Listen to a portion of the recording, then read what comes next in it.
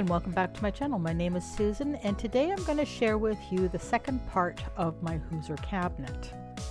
So what I decided to do actually is I was going to paint it, and I'm starting off with a coat of primer and I'm going to prime the entire piece because I want to make sure that I'm not going to have anything bleed through either from a previous stain that they used or a lacquer that they used, and I want to make sure that in time the finish is going to stay white.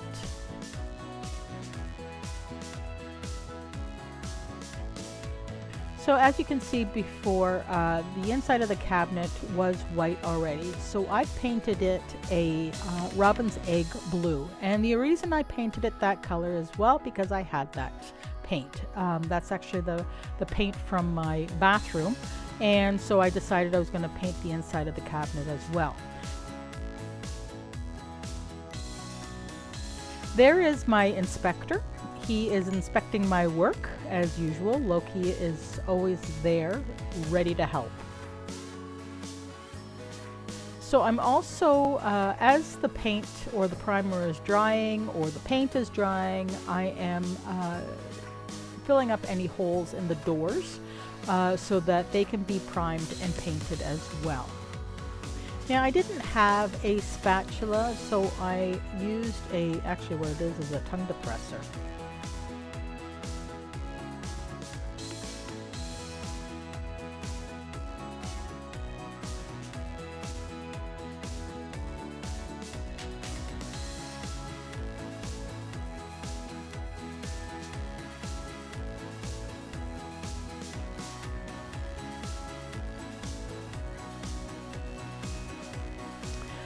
So as I'm refinishing this cabinet, I'm painting as I go along every piece that I've taken off and going to be putting back on again. So these are the side sliders that the countertop part fits into. So I've painted them silver, and I try to use the same screws as it came with. Sometimes I could and sometimes I couldn't.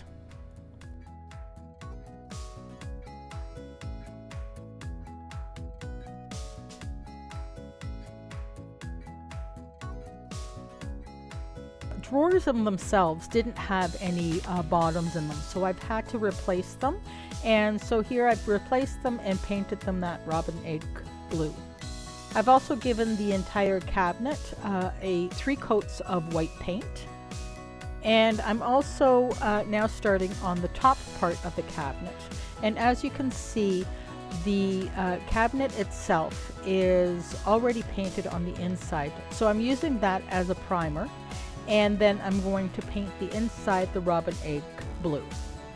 I've also added a shelf where the flower dispenser was. Unfortunately, I don't have hinges for that door, so I'm in the market of trying to find some. Also, the latches that I had on the cabinet, I've replaced them with other ones. Unfortunately, the latch itself on the inside is not long enough.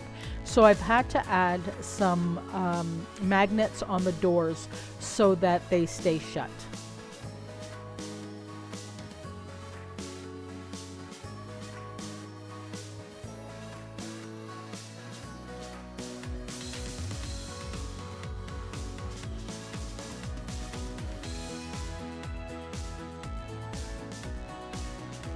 The racks in the bottom part of the cabinet I found at my secondhand store.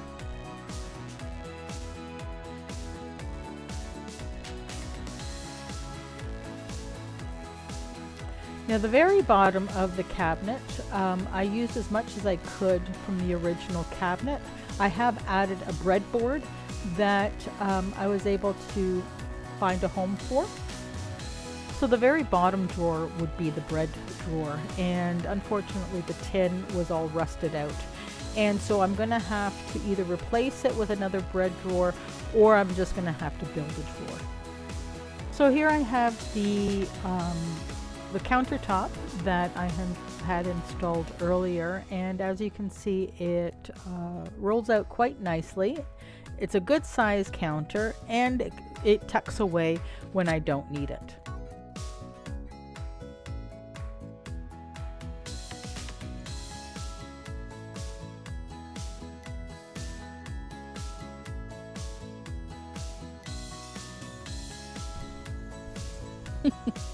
So that's it for today. I hope you enjoyed this video. If you want to check out some of my other videos, you can do that right there. Until next time, have a fantastic day. Bye-bye for now.